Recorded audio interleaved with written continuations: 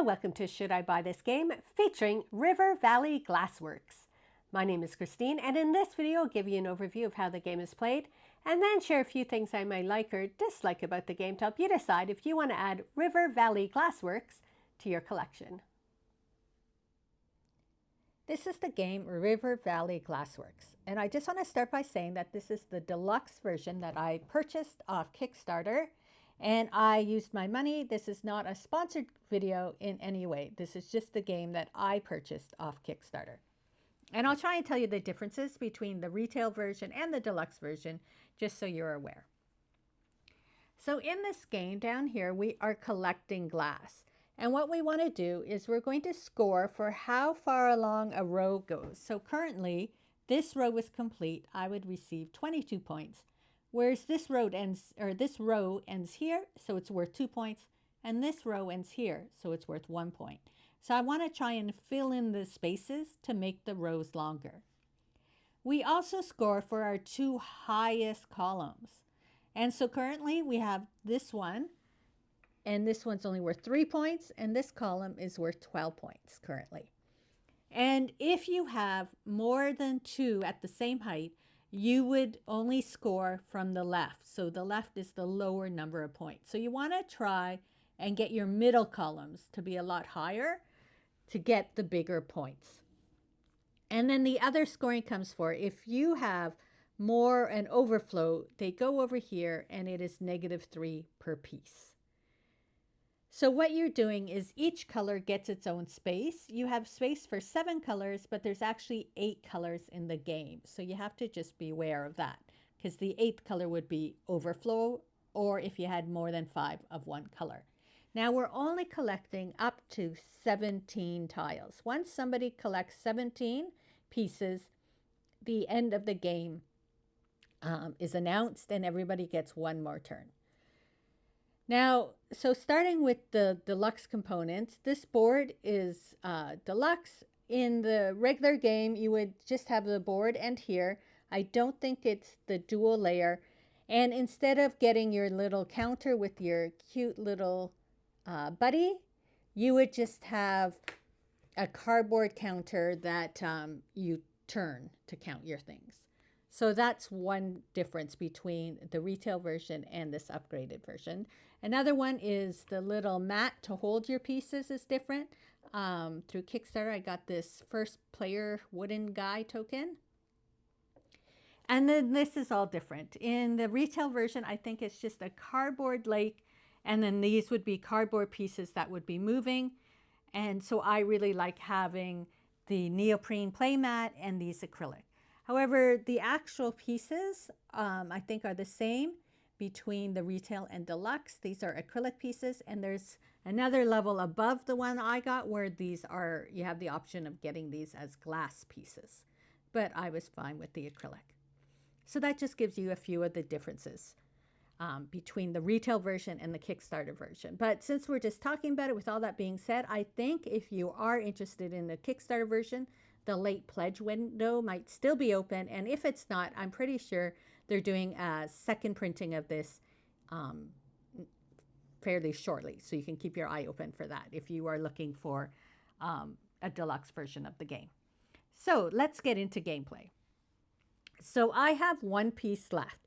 You start with 3 pieces. You can hold a max of 5. And so this piece is determined, we're looking at the shape of this piece. So we match the shape here. So this is where I would be placing my piece because it matches the shape. Now, once I place it here, I have the option of picking either of these two platforms and the pieces of glass. So I'm looking to get these two. So what I would do is I would take those, and then the river flows. And so we would move this to the back, and then the piece above it shows 1 piece of glass, so I would add 1 piece of glass to this. When we originally set up, you put the number of pieces of glass that's on it, but when you're playing the game, whatever is on the one ahead is how many pieces of glass you put there. And I collected 2 pieces, and they would just go directly into the columns that have that color. So now that I've filled that gap, this row is now worth 7 points, and this column is now worth 16. And so that's what I'm trying to do, fill in the rows and the columns. Now, of course, you're playing with other people and they've gone, and now it's your turn again, but you have no glass. What you do is you come to the lake, and there's 5 pieces of glass in the lake, and you're going to take 4 of the pieces and add them to your play area, and then we're going to put 4 new pieces into the lake. And so we have these pieces. Now another option you can do is, I have 2 pieces exactly the same shape. I could take those 2 pieces and then put it anywhere. So because it's a triangle, I would normally have to put it here, but if I wanted to, I could put them here and then collect these shapes. So then if I was to add those to my mat, I now have a taller row, and I filled this in again. Now I think with that we have 4, 8, 12, 13, 14, 15, 16, 17 pieces, and that would trigger the end of the game. So the round would finish, and then everybody would get one more turn to add some pieces to their area. And if you have less than 3 pieces, you can get another piece to add up to 3 pieces here to use for your final turn. Then for scoring, as I said, we would go through. This row would be worth 22 points. This row would be worth 16. These 2 would only be worth 1. And with these 2 being our tallest, this would be worth 4, and that would be worth 16. And then you add it up, and whoever gets the most points wins. There is also a solo mode to the game, and every character has its own solo rules with different level of complexity. So Spring and Skip, they like to gather off the 5th tile as long as it has 2+ glass, and if it doesn't, they will just take the tile that has the most glass.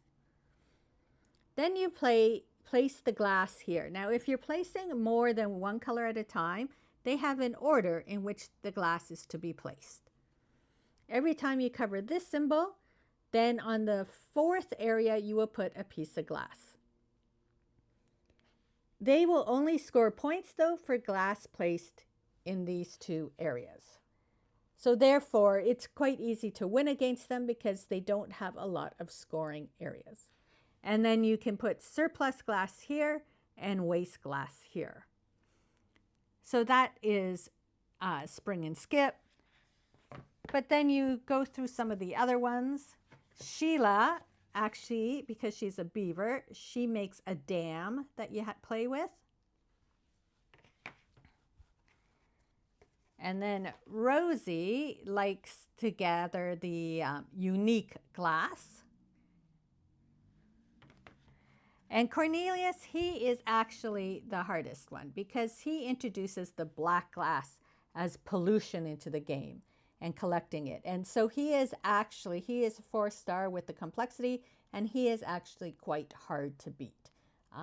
I've just played all of them once to get some idea of how they play, but Cornelius is the only one I couldn't beat.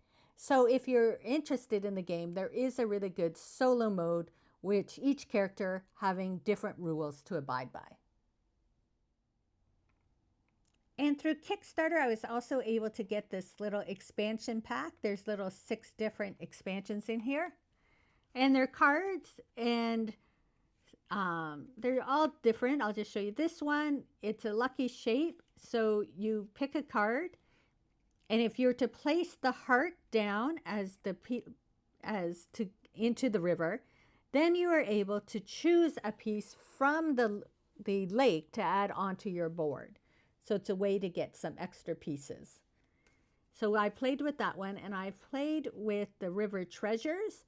And this is, you have a special piece, and how many of that piece you put into your board, you will score bonus points. And then there are 4 more that you can discover. So again, I was able to get this expansion pack through Kickstarter. So overall, we really enjoy playing the game. It is a light strategy game.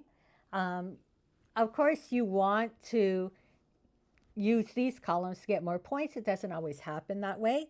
And so you can choose, are you going to go for the rows? Are you going to go for the height? Are you trying to get the height here? Those are the strategies that are part of the game.